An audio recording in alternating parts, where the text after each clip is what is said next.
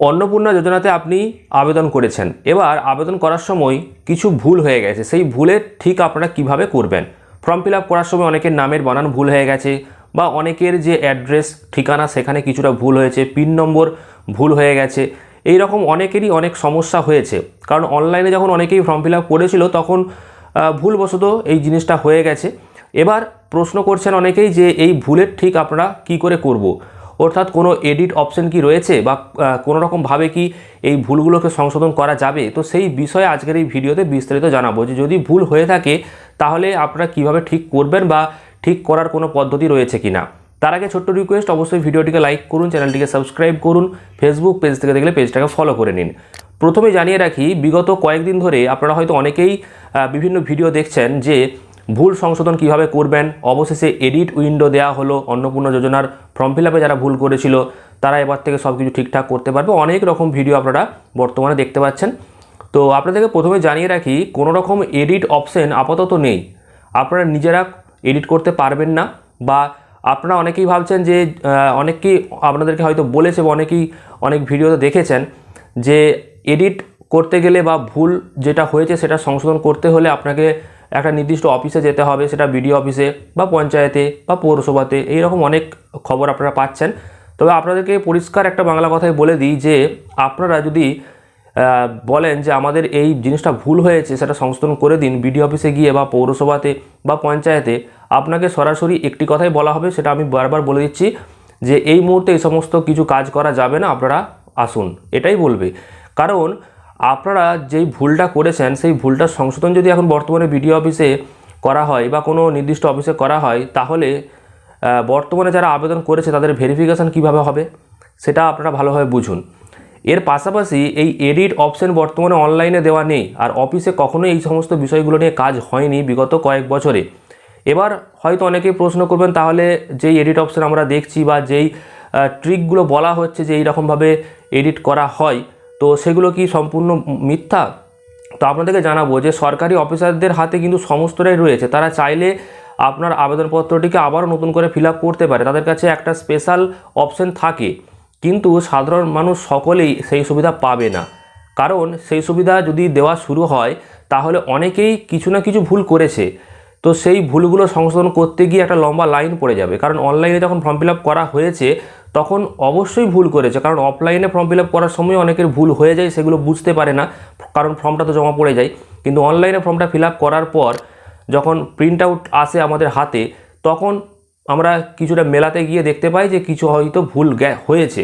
মানে 10 জনের মধ্যে একজনের আপনারা একটা রেশিও ধরে যদি চলেন তো দেখবেন এরকম একটা করে ভুল অনেকেরই হয়ে থাকে।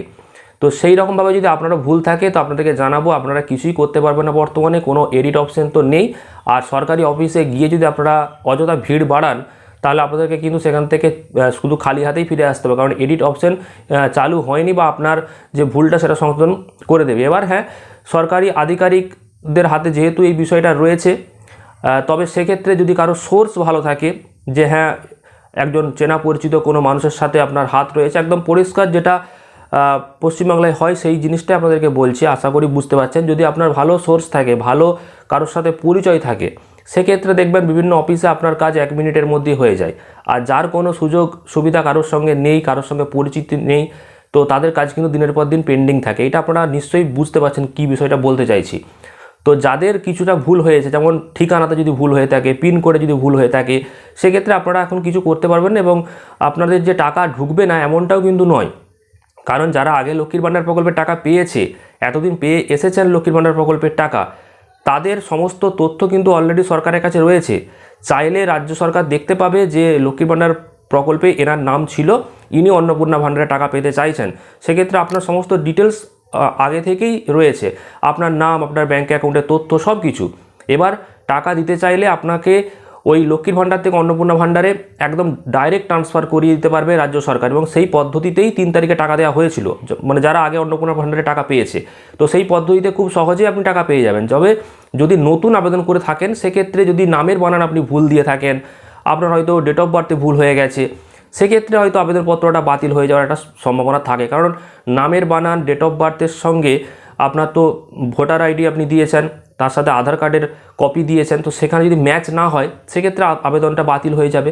এবার কি জুলাই মাসের পর থেকে যদি আপনারা টাকা পেতে না শুরু করেন, সেক্ষেত্রে দেখবেন টাকা ঢুকছে না, তখন আপনারা অফিসে গিয়ে যোগাযোগ করতে পারেন। তবে হ্যাঁ, জুলাই মাসেতেই যে আপনি যোগাযোগ করবেন তেমনটা কিন্তু নয়, পরবর্তীকালে আবারও সুযোগ থাকবে, তখন আপনারা অবশ্যই আবেদন করে টাকাটা পাবেন। তবে সেক্ষেত্রে হয়তো 1-2 মাসের টাকা আপনার নাও ঢুকতে পারে, বা এই লটে যদি আপনার টাকা না ঢোকে, যদি কোনো কারণে আবেদনপত্রটা বাতিল হয়ে যায়, সেক্ষেত্রে হয়তো আপনাকে কিছুদিন আবার অপেক্ষা করতে হতে পারে, কারণ নির্দিষ্ট একটা কোটা থাকে, সেই কোটা পূর্ণ হয়ে যাওয়ার পর আবারও নতুন আবেদনপত্র গ্রহণ করা হয়। সেক্ষেত্রে যারা বর্তমান আবেদন করে ফেলেছেন তাদেরকে আস্তে আস্তে ভেরিফাই করে করে নির্দিষ্ট একটা অন্নপূর্ণা ভাণ্ডারের যে লিস্ট তৈরি করা আছে সেখানে রাখা হবে। তো সেক্ষেত্রে আপনাদেরকে যেটা ভিডিওর মূল বিষয়, যে এডিট করতে পারবেন কি না, ভুল সংশোধন করতে পারবেন কি না, যদি কোনো ভুল হয়ে থাকে ফর্মে, সেক্ষেত্রে আপনাদেরকে জানাবো কোনো ভুল সংশোধনের পদ্ধতি বর্তমানে নেই, বা আপনারা করতেও পারবেন না। তবে হ্যাঁ, ওই একটা পদ্ধতি যেটা বললাম, যদি আপনার সাথে কোনো ভালো কারোর পরিচিতি থাকে, কোনো সরকারি আধিকারিকদের যারা একদম সরকারি দপ্তরের উঁচু পদে রয়েছেন, তো ওনাদেরকে ধরে আপনি সেই কাজটা করতে পারেন। তো এর থেকে বেশি আপনাদেরকে কিছু বলতে পারলাম না, কারণ আপনারা যারা সোশ্যাল মিডিয়াতে বিভিন্ন ভিডিও দেখছেন যে এইভাবে ভুল সংশোধন করুন, ওইভাবে ভুল সংশোধন করুন, এডিট অপশন ওপেন হয়ে গেল, তো সম্পূর্ণটাই কিন্তু গুজব, এবং সম্পূর্ণটাই গুজব বলবো না, মানে ভিডিওর মধ্যে আপনারা দেখতে পাবেন যে আসল পদ্ধতিটা বলা আছে, কিন্তু সেরকমভাবে আপনাদেরকে বলা হচ্ছে না, জাস্ট ওপর থেকে বলে দেওয়া হচ্ছে যে আপনারা যান, এই করুন, সেই করুন, কিন্তু সচরাচর চলে গেলেই যে আপনার ভুলটা ঠিক করে দেওয়া হবে এমনটা কিন্তু নয়।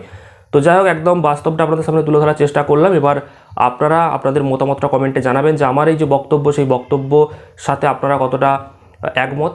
আর ভিডিওটিকে প্রচুর পরিমাণে শেয়ার করে দিন, কারণ অনেকেই এই সমস্যার মধ্যে রয়েছেন। আর পেজটিকে ফলো করতে ভুলবেন না পরবর্তীকালে আপডেটগুলো পাওয়ার জন্য। আর ইউটিউব থেকে দেখলে অবশ্যই চ্যানেলটিকে সাবস্ক্রাইব করবেন। ধন্যবাদ।